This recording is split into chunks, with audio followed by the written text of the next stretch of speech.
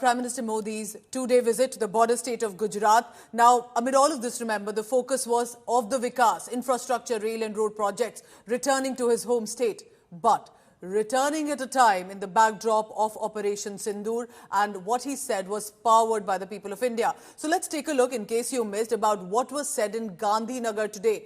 Direct mention of Pakistan and repeatedly reiterating of what India's policy is going to be here on. Let's listen in. Pakistan के साथ न trade होगा न talk. अगर बात होगी तो सिर्फ पाकिस्तान के कब्जे वाले कश्मीर की, पीओके की।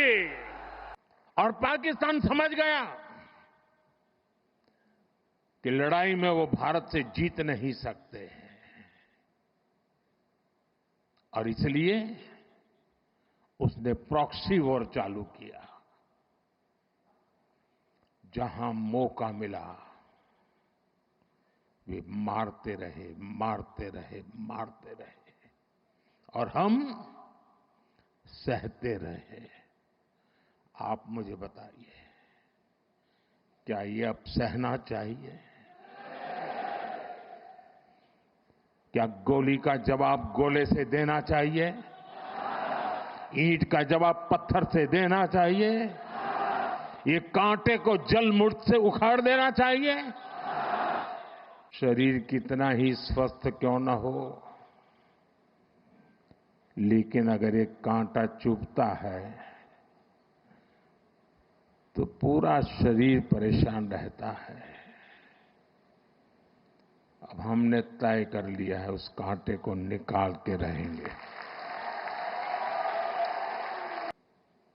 आज तक जिसे हमें प्रॉक्सी वॉर कहते थे,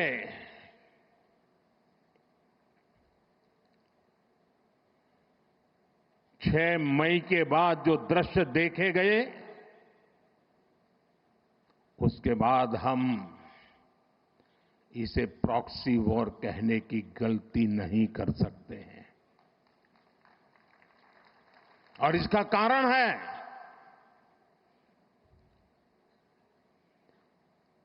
जब आतंकवाद के 9 ठिकाने तय करके 22 मिनट में, साथियों 22 मिनट में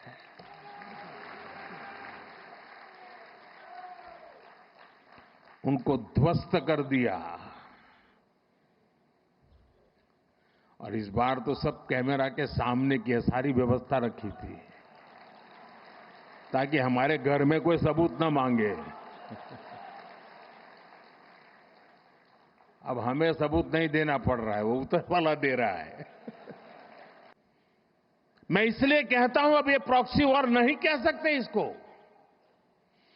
क्योंकि जो आतंकवादियों के जनाजे निकले 6 मई के बाद, जिनका कत्ल हुआ, उस जनाजे को स्टेट ऑनर दिया गया पाकिस्तान में। उनके कॉफिन पे पाकिस्तान के झंडे लगाए गए, उनकी सेना ने उनको सैल्यूट दी। ये सिद्ध करता है कि आतंकवादी गतिविधि ये प्रॉक्सी वॉर नहीं है, ये आपकी सोची समझी युद्ध की रणनीति है। आप वॉर ही कर रहे हैं, तो उसका जवाब भी वैसे ही मिलेगा। Remember, amid the whole narrative and the backlash that has come in, and from Indians with regard to boycott Turkey, especially for its arms support to Pakistan, the focus of India to become a manufacturing hub, and especially for the state of Gujarat, which in itself is such a focus on handicrafts. While talking about the growth story of Gujarat and about all Indians, here's what Prime Minister Modi said, why it is vital for India's goal of becoming a developed nation by 2047 and to focus on domestic products and reduce dependence on foreign goods and foreign vacations. Here's more. So this is what is said. Remember how that terrorism has bled India since 1947 and Pakistan-sponsored terrorism, which sadly this time also had the support from China, Turkey, Azerbaijan, diplomatically, politically, arms and ammunition. And amid this whole narrative is how Prime Minister Modi says we need to focus on how India can become the urban growth story. Listen in now how specifically vocal for local is the big focus. So as Gujarat witnessed the fervour of Prime Minister Modi's visit 2 days, the words were strong and scathing. There were history pages to today's borderlines. Prime Minister Modi took a very direct aim also at past mistakes and brought in, or should I say dragged in, Nehru-led government, especially 1947. Listen in now to how Prime Minister Modi said that the mistakes made in 1947 continue to hurt us in 2025.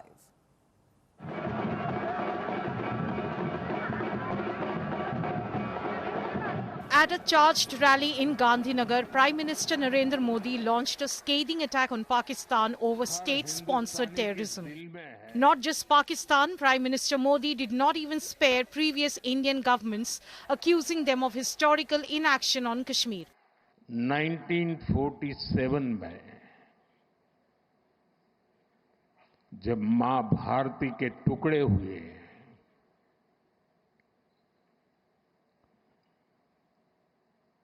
Katni चाहिए थी तो जंजीरें, लेकिन काट दी गई भुजाएं। और उसी रात पहला आतंकवादी हमला कश्मीर की धरती पर हुआ। अगर उसी दिन इन मुजाहिदीनों को मौत के घाट उतार दिया गया होता,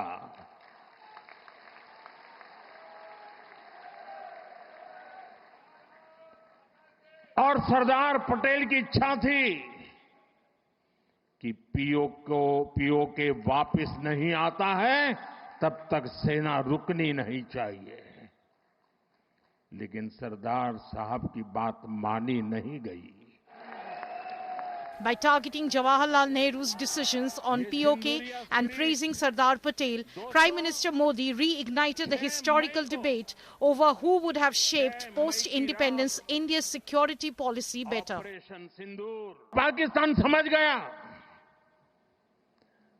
कि लड़ाई में वो भारत से जीत नहीं सकते हैं, और इसलिए उसने प्रॉक्सी वॉर चालू किया और हम सहते रहे। आप मुझे बताइए, क्या ये अब सहना चाहिए? क्या गोली का जवाब गोले से देना चाहिए? Apart from highlighting the success of Operation Sindoor, Prime Minister Modi raised the Indus Waters Treaty of 1960 and called it badly negotiated. जो इंडस वाटर ट्रीटी हुई है, अगर उसकी बारीकी में जाएंगे तो आप चौंक जाएंगे। यहां तक तय हुआ है उसमें कि जो जम्मू कश्मीर की अन्य नदियों पर डैम बने हैं, उन डैम का सफाई का काम नहीं किया जाएगा, और जिसमें 100% पानी भरना चाहिए था, धीरे धीरे इसकी कैपेसिटी कम हो गई। Prime Minister Modi also warned Pakistan of severe consequences. 6 मई की रात ऑपरेशन सिंदूर सैन्य बल से प्रारंभ हुआ था, लेकिन अब ये ऑपरेशन सिंदूर जन बल से आगे बढ़ेगा। भारत माता की जय। He further referred to Operation Sindoor, stating that the Indian strikes were carried out in front of cameras, silencing what he called the politics of Saboot. With Piyush Mishra, Bureau Report, India Today. And because it was a dig at then Prime Minister Jawaharlal Nehru, the Congress party has also responded. Here's what Congress leadership, Pawan Khera and others have to say, including Imran Masood, the Member of Parliament, to Prime Minister Modi's speech in Gandhinagar. Let's listen in. आपने वो काम किया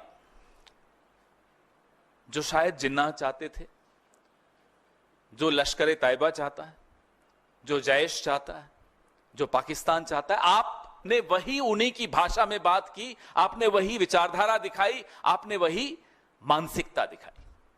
वो क्या कर रहे थे उसका तो जिक्र करना भी मुझे लगता है एक इस गंभीर विषय पर उनका जिक्र करना मुझे लगता है बहुत मजाकिया हो जाएगा, और ये मजाकिया विषय है नहीं। जिस तरह से वो कभी प्रेम चोपड़ा की तरह, कभी परेश रावल की तरह डायलॉग्स दे रहे हैं, साहब जा जाकर ये सिंदूर है, इसमें रगों में मांग क्या है, खून है, गर्म है, ठंडा है, और गोली खाओ, रोटी खाओ। ये प्रधानमंत्री है, ये प्रधानमंत्री है देश के। तो ये जो हुआ है, ये सब कुछ इनके ऊपर जवाब तो देश मांगेगा ही, जवाब उनसे ही तो लेंगे कि सरकार आप चला रहे, तो सरकार जवाब तो आप देंगे। जब सेना ने अपना शौर्य और पराक्रम दिखा करके पाकिस्तान के अंदर घुस गई थी, तो आपने 1 मिनट के अंदर सब चीज़ों को रोक दिया, और रोकने से पहले कोई आपने वार्ता नहीं की, कोई बात नहीं हुई कि आपको हासिल क्या हुआ। पहलगाम के कातिलों को सजा देने के लिए हमने ऑपरेशन सिंदूर शुरू किया था। पहलगाम के कातिल कहाँ हैं? उन्हें ज़मीन निकल गई कि आसमान खा गया, कहाँ गए वो? Let's try and understand this, because this has led to such a political debate. Joining me from India Today's newsroom, our managing editor Gaurav Sawant for the latest on that. Gaurav, a clear dig at Jawaharlal Nehru, then Prime Minister, but also appreciation and praise for Sardar Patel's vision of how it was in many ways his order that led to the army finally landing in Srinagar. Otherwise, we would have lost Srinagar too after Baramulla. But why do you think Prime Minister Modi today mentioned a 1947 action to say that action continues to hurt us in 2025? So this is something that academics and military historians have been grappling with for such a long time. Should we have attempted to get back Pakistan-occupied Jammu and Kashmir, yes, including Gilgit and Baltistan in 47-48 itself? And military historians are of two different opinions on this. So when we look at what the Prime Minister said, the Prime Minister is spot on when he said that the first terror attack that took place was when in Kashmir, you had Pakistani tribal raiders or Mujahideen, as he put it. They invaded Jammu and Kashmir, and you come from Jammu and Kashmir. Correct. You know the rape and plunder that took place, yes, in Baramulla and all across from Pakistan-occupied Jammu and Kashmir. And it was the state forces that held them back for 3 days since the 22nd of October till the time on the 27th of October, finally, when instrument of accession was signed and the Indian Army was able to land in Srinagar and regain territory virtually inch by inch. Yes. But just as they were poised for their bigger operation in 1948, regaining some territory, Pandit Jawaharlal Nehru chose to go to the United Nations. And that is where Sardar Patel and Pandit Nehru were of two different points of view. True. And this is very well documented. Sardar Patel wanted the armed forces to go ahead and liberate Pakistan-occupied Jammu and Kashmir, including Gilgit and Baltistan, which incidentally had been lost much earlier, and then have this, and there was absolutely no question of plebiscite, because Pakistan, if you recall, had fulfilled none of the conditions. Pandit Jawaharlal Nehru, of course, had a much bigger, he was an idealist, he was yes, an international leader. He wanted world opinion in his favor, and he perhaps thought if he went to the United Nations in 1948, Pakistan would be condemned as an aggressor, which Pakistan was. Pakistan was an aggressor. But the tragedy that unfortunately happened was the conditions that were kept, and illiterate Pakistanis, as Asaduddin Owaisi very rightly pointed out, yes, he's called them stupid jokers. But that's exactly what Pakistanis are, because those who talk about plebiscite, they don't know the conditions for plebiscite. One, Pakistan has to vacate Pakistan-occupied Jammu and Kashmir, yes, including Gilgit and Baltistan. Two, Indian forces have to go and occupy that entire territory to ensure peace and stability. Then the United Nations comes in, and then a plebiscite is to be held, including in Gilgit, Baltistan and Pakistan-occupied Jammu and Kashmir. But the illiterate imbeciles in Pakistan just want plebiscite in the Kashmir that's with us and not there, where incidentally they've completely changed demographic profile, not just from 1947, but if you recall, in Gilgit and Baltistan, which was a Shia majority area, area, you had all people, all the Sunni Muslims from Khyber Pakhtunkhwa who killed Shias there, And occupied their land, and Pakistani Punjabi Muslims who've occupied all land in Muzaffarabad and POJK, and they've changed their demographic profile completely. So, you know, those who rant about plebiscite haven't an iota of historical knowledge of ground realities. Very important points, and I'm glad that you put it so succinctly, Gaurav, because it's important to understand that, 70 years later, it's very easy to say we'll take back POJK, but now there are, of course, certain views, certain historical facts coming in, and we'll, of course, see how the government goes ahead about it. Thank you very much. Gaurav, in fact, stay on with me as we continue to bring what precisely is happening in this case. Remember, for Jammu Kashmir, for India, it's always been peace and prosperity. Our focus has been always development, peace, prosperity for J&K. And this time as well, we know there's been a massive Pahalgam terror carnage, but Jammu Kashmir Chief Minister Omar Abdullah decided to hold a special cabinet meeting in Pahalgam. This was not the same area, the site Baisaran, but Pahalgam in South Kashmir.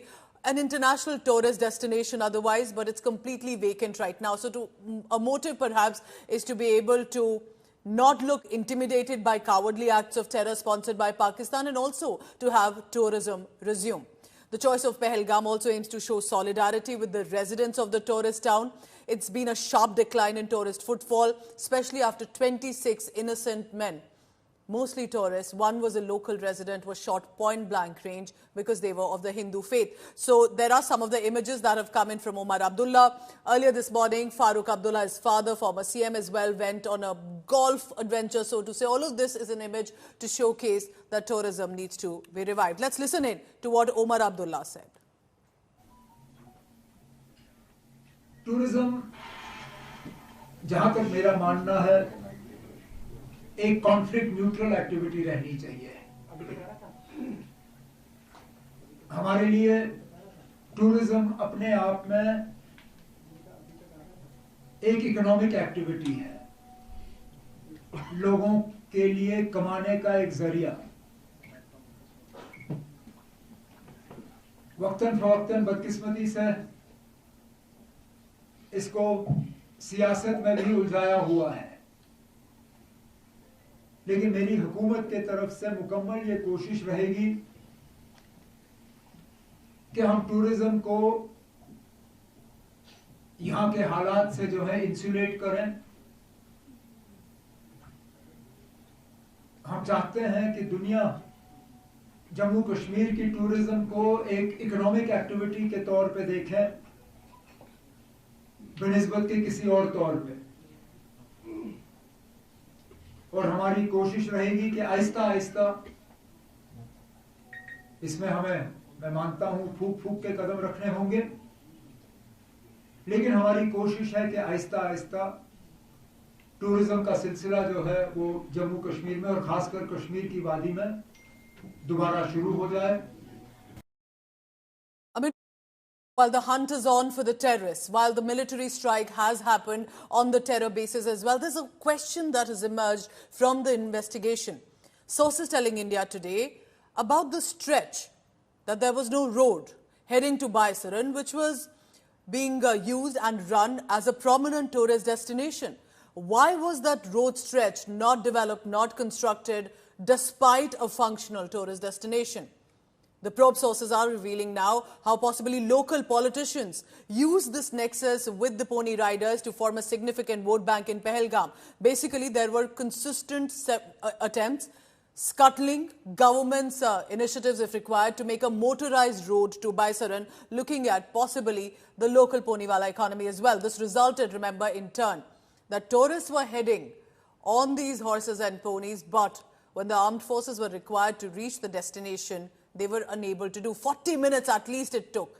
It is a trek that needs to be taken, and therefore, otherwise, if there had been a proper road constructed, it could have been easier for the armed forces to reach, but it could have also impacted the earnings of poniwalas, and possibly is the reason that vehicular road was not allowed. Amid all of this, Mir Farid sent us this ground report about what the investigators are telling him, that why and how local politicians ignored deliberately that a road needn't be made. We are at the Pahalgam Baisaran Road. The road that you're seeing behind me, it takes you to a certain point very close to Baisaran, and then beyond that it is the pony track. You have to walk, trek and go to that location. But as you could be seeing, this road is magnetized right up to a certain point. And what really stopped a permanent magnetized roads to Baisaran was local politics. Vote bank politics. Our sources say that whoever the local politicians across party lines fell to the demand of the vote bank. Obviously, there was a certain section which mostly comprised of Godewalas, which are a very strong vote bank for the local politicians. They objected to it because they knew that if a permanent road, a magnetized road is constructed, there could be issues. Issues would be that their livelihood would be impacted. People would go straight in a car or in a vehicle and they would not use ponies. And that has ensured that Baisaran couldn't get a proper connect for years and years now. Result, we know what happened when Baisaran attack took place. There was a late reaction time. Security forces had to trek. There was no security force presence in the area at that time. And as the tracking really happened, it took at least 1 hour for the nearest security force personnel to reach the location. That ensured that the team, or should I say the squad of the Lashkar, they took their time, they had ample time, they caused casualties, mayhem, this dastardly attacked and then escaped from the location. But now been told that government is already, in fact, has fast-tracked the proposal, and in the next few days, work will start for a permanent magnetized road to Baisaran, which will be an all-weather road. So that is something that is happening, but quite clearly here also, vote bank politics playing its part and ensuring that, like other locations of Pahalgam, Baisaran did not have a magnetized road. Tourism ही हमें नहीं रखना चाहिए. इस रियासत को आगे अगर चलना है तो हमें उस इंडस्ट्री की तरफ चलना चाहिए जो हमें सस्टेन कर सके. टूरिज्म एक मुसीबत ये है, एक गोली चल जाए कहीं पे, ऐसे लोग भागते हैं. मैंने खुद देखा कारगिल का जब हुआ, कारगिल और कितनी दूरी है, मगर भाग गए लोग.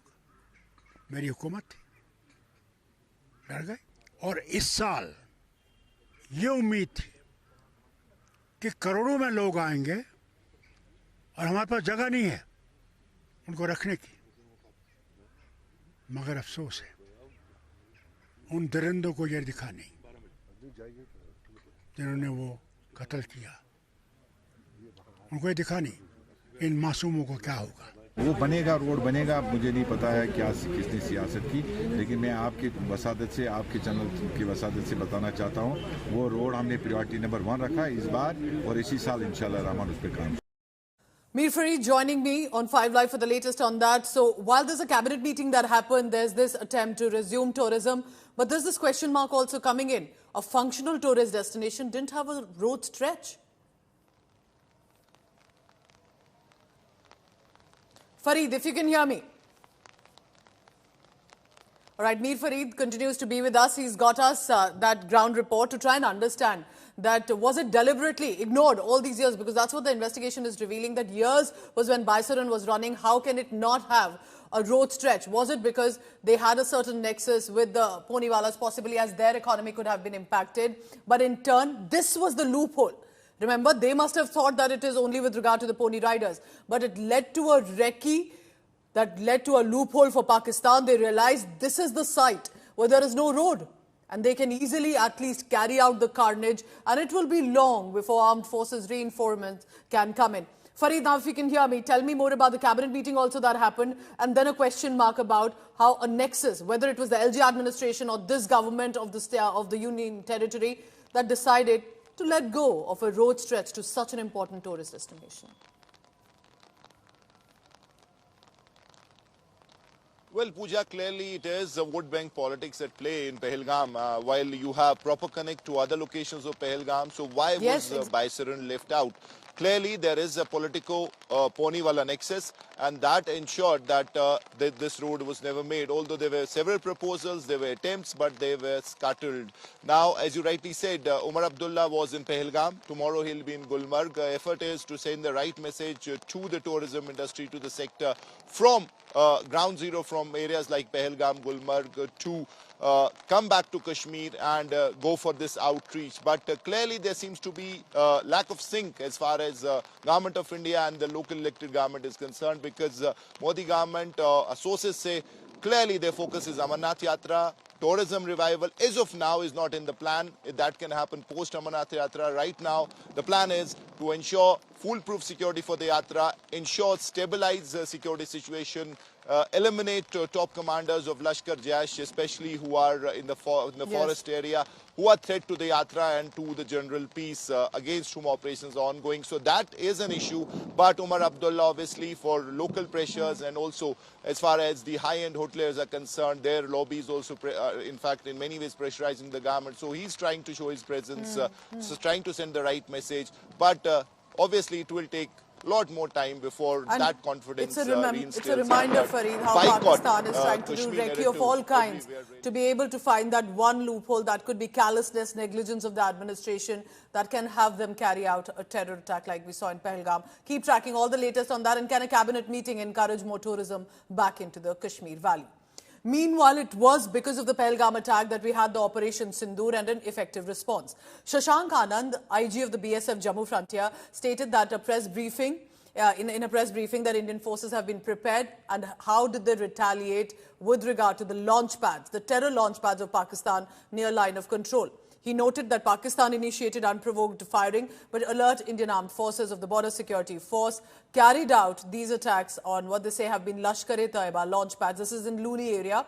I want you to take a look at these visuals coming in. According to the Border Security Force that have released these images, anticipating Pakistan shelling, already remember at that time swarm of drones and missiles that were coming into Indian territory intercepted successfully. 9th and 10th of May, when the Border Security Force joined in the synergy of preparedness and a strategic response. We are now being joined by Shashank Anand. He's the Inspector General of the BSF Jammu Frontier. Sir, first of all, many thanks for speaking to India today, and congratulations on the success of Operation Sindoor. Sir, can you just share some details about the role that was played by the BSF during Operation Sindoor? So thank you. BSF was deployed all throughout the Indo-Pakistan border, right from Kashmir to Bhuj in Gujarat, and our brave troops, they kept their surveillance of the highest order, and they kept watching the activities from the other side. When unprovoked cross-border firing was resorted to by Pakistan in the Jammu sector, BSF was already prepared for it, and we have been able to destroy many of their posts. We had also, in a pre-organized manner, also mapped some of the terror launch pads that are situated close to the IB in the Sialkot district of Pakistan across Jammu. And on the eve of this cross-border firing, BSF was able to destroy these terror launch pads using our special weapon systems. How many Pakistani posts and how many terror launch pads were decimated, destroyed by the BSF during Operation Sindoor? So we were able to destroy over 70 Pakistani Rangers posts situated close to the IB. Heavy damage has been inflicted on not just the posts, but also on their surveillance equipment, on their lines of transport and logistics. And at the same time, as I said, we have also targeted 3 terror launch pads that were situated close to the IB. ये हथियार 84mm CGRL है। ये Sweden का बनाया हुआ है। Operation सिंदूर के दौरान इस हथियार ने बहुत ही अहम रोल अदा किया है, जिसमें कि दुश्मन के बैंकर को बर्बाद किया है और बाकी दुश्मन के ट्रुप्स को बहुत नुकसान पहुंचाया है। पेड़ों की झाड़ी होने के कारण उसको स्पष्ट देखा नहीं जा सका, लेकिन जो बैंकर का नुकसान है वो साफ दिखाई देता है। इस हथियार का नाम एंटी मटेरियलिक विध्वंसक राइफल है। इसे हम 1800 मीटर और 1300 मीटर के रेंज को प्राप्त करते हैं। जरूरत के अनुसार हम इसके बैरल को बदली करते हैं। बैरल, बोल्ट और मैगजीन और साइड को बदली करते हैं। इसकी मैगजीन के अंदर 3 राउंड आते हैं और ये दुश्मन के पिल बॉक्स, बंकर और बख्तरबंद गाड़ियों को बर्बाद करता है। ये single round bridge loaded bolt action पे काम कर। इसने अपने पूरे टारगेट को अचीव किया है। इसका काम बंकर को बर्बाद करना है, इसने बंकर को बर्बाद किया। टावर को गिराया है, इसने गिराया है। So armed forces did what they were expected to do, a military strike, and now a diplomatic initiative following Operation Sindoor. Government of India deploying 7 all-party delegations. All are currently on tour in different countries and are putting forth their line of defense, especially to help the world understand on what Pakistan truly has done against India. Amid all of this, I have to say, opposition leaders like Shashi Tharoor, Asaduddin Owaisi, Abhishek Banerjee and others are in fact putting out some of the strongest, staunchest statements to expose Pakistan. Shashi Tharoor, currently in Guyana, stated that Pakistan is attempting to provoke India by fueling communal tensions within India. In Qatar, Supriya Sule asserted India stands united in its fight against terror. Owaisi exposed Pakistan, so did Banerjee and others. Let's listen in to some of the latest statements that have come in from our all-party delegations. What are they saying on foreign soil? How will they be able to get support for India? Well, there was certainly a desire on the part of the terrorists to provoke communal tensions in India between the Hindu and Muslim communities. That failed spectacularly. All communities rallied around in a very united manner. And what was again very effective was that in the briefings that the Indian government and the Indian military gave every day during these 4 days of conflict, 2 of the military officers doing the briefing were women officers, and one of them was a Muslim, which sent a very clear message to the world or anyone who was watching that this is not about Hindu-Muslim or anything like that. This is about terrorism and terrorist enablers versus democratic India. This entire delegation is here and we are traveling to 4 countries. The Honorable Prime Minister, he had a thought in his mind, a vision that Operation Sindoor is not just about the confrontation we had with Pakistan, but it has many facets of it. And what he suggested to us is that we need to tell the world that India stands united against terrorism.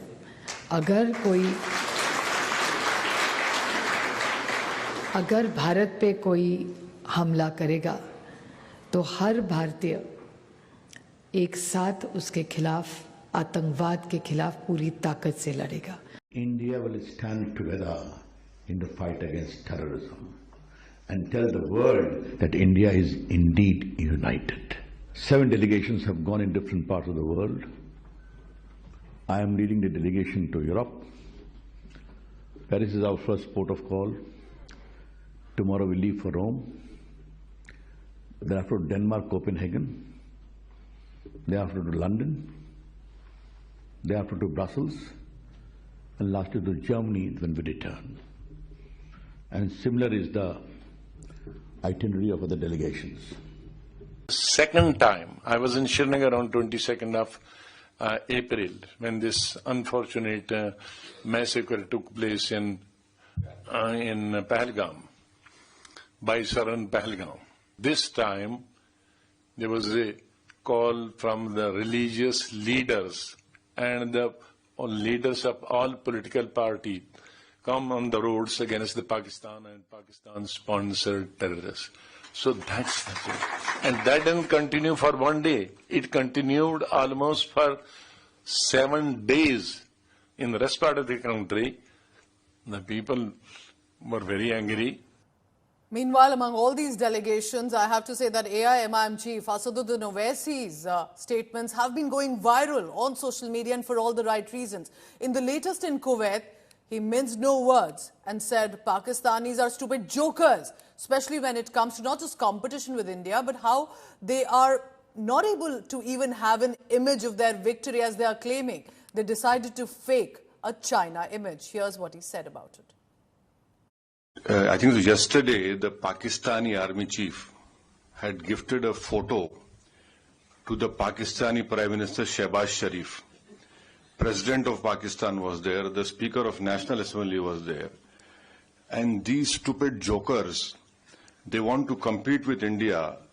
They had given a photograph of a 2019 Chinese army drill, claiming it's a victory over India.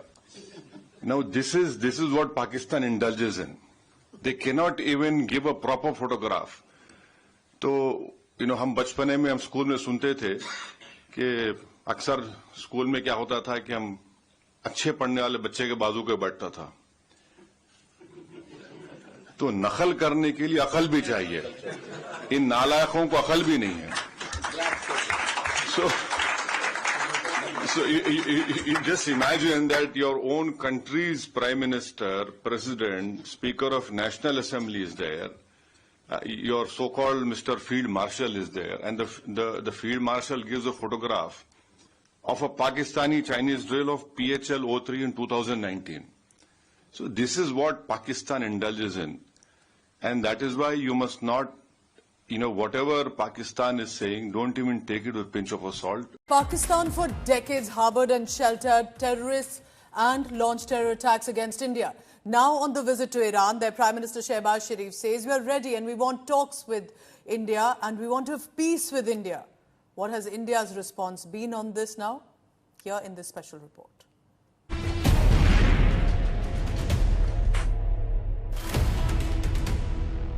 After India launched a bold diplomatic offensive and executed Operation Sindoor,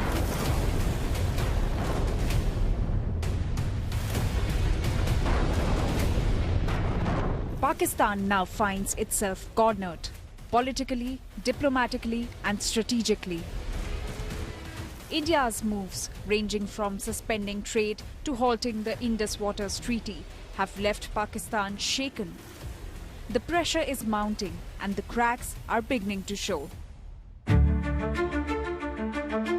Pakistan Prime Minister Shehbaz Sharif, speaking from Iran, once again expressed a desire for peace, offering talks on trade, Kashmir, water sharing and counter-terror cooperation. We are ready to talk for the sake of peace on water issue with a neighbor. We are ready to talk to promote trade and also counter-terrorism if they are serious. But if they choose to remain aggressor, then we shall defend our territory and our country. But India's stance remains firm. Prime Minister Narendra Modi has already made it clear that any dialogue with Pakistan will be limited to the return of Pakistan-occupied Kashmir and the issue of terrorism. Bharat Mata ki Jai! Bharat Mata ki Jai! Pakistan के साथ न trade होगा न talk. अगर बात होगी तो सिर्फ पाकिस्तान के कब्जे वाले कश्मीर की, पीओके की।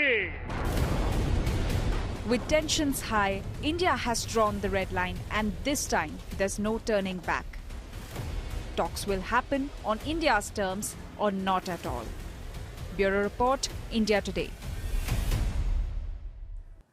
Not the first time that Pakistan has offered a hand of friendship, and every time it's the kindness of Indian nation that has been misused by Pakistanis. I want to just reiterate for you. Let me jog your memory and take you back some decades. Let's begin one by one. Remember the 1971 India-Pakistan war? India had captured about 93,000 prisoners of war. India and Pakistan signed a similar agreement the next year. India, in all kindness, decided to release these prisoners of war back to Pakistan. What did Pakistan do?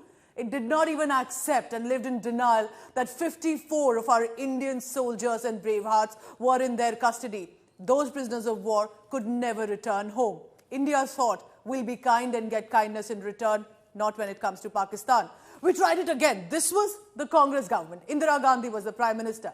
Then the BJP government. Prime Minister Vajpayee in 1999 took a bus ride to Lahore, extending a hand of friendship, believing that possibly Pakistan can change and improve. What happened barely a few months later? The Kargil war. Pakistan troops and terrorists infiltrated the line of control, and of course that triggered the Kargil war, and we know and understand the casualties that we as much suffered because we had believed that Pakistan possibly wants peace. Even in the decades of 2000s. Remember India-Pakistan in 2007, when Prime Minister Manmohan Singh and then Pakistan President Pervez Musharraf tried to restart a back-channel talks. This was on Kashmir, non-territorial, but possibly talks can help resolve tensions. We again believed that possibly a hand of friendship, back-channel talks can change the situation. Barely few months. In fact, 2007 was that talk, back-channel. By 2008, 175 people were killed, and how? Men, women, children, because Pakistan was not doing a back-channel talk. It was busy sponsoring and arranging how to infiltrate into Mumbai, 26/11 terror attacks in 2008, despite Pervez Musharraf and Pakistan saying they will not their soil let be used or misused for terror activities against Pakistan. So there's no reason for India in 2025 to believe that a peace talk initiative with Pakistan should be unconditional. Amid all of this, remember, Prime Minister Modi had very categorically said blood and water cannot flow together, terror and talks cannot go together. Let's listen into that. Bharat का मत एकदम स्पष्ट है। Terror और talk एक साथ नहीं हो सकते। टेरर और ट्रेड एक साथ नहीं चल सकते, और पानी और खून भी एक साथ नहीं बह सकता।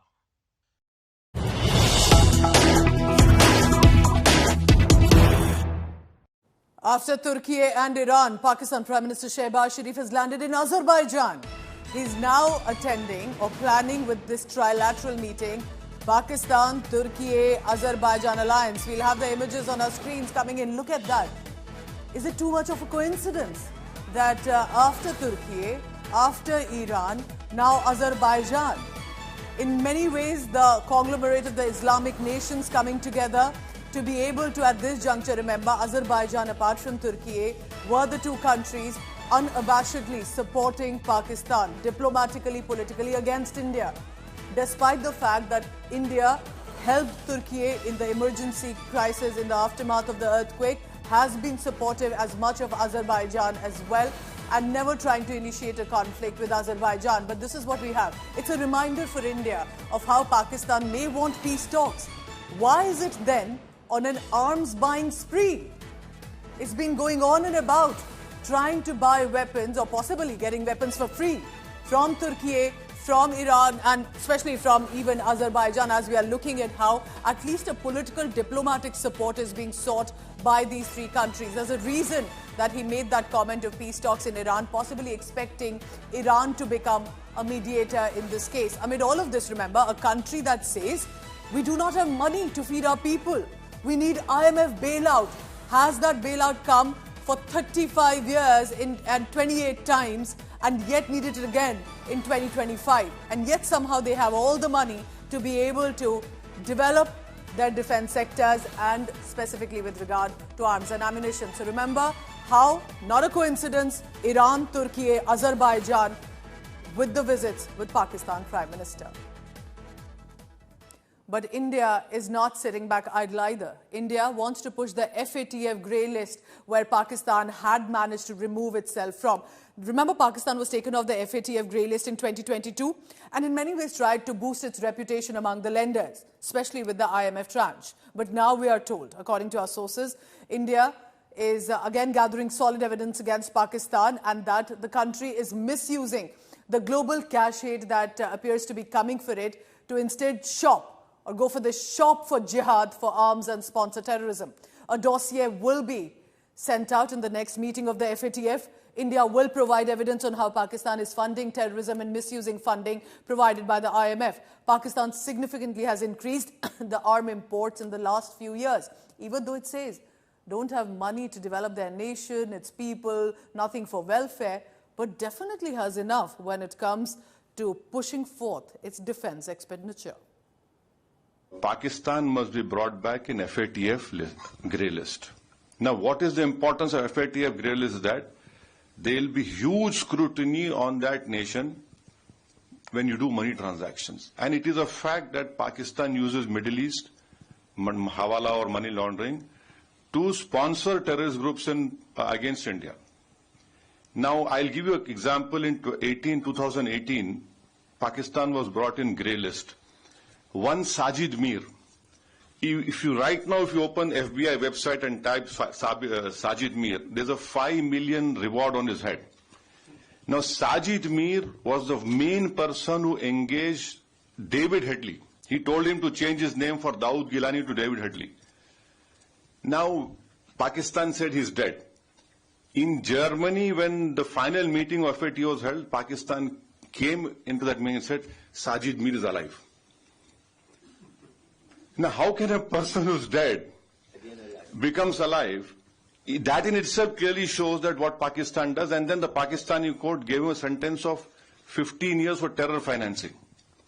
So bringing Pakistan and FATF is very important, because our apprehension is that this 2 billion loan which IMF is giving, that will be used by Pakistani military.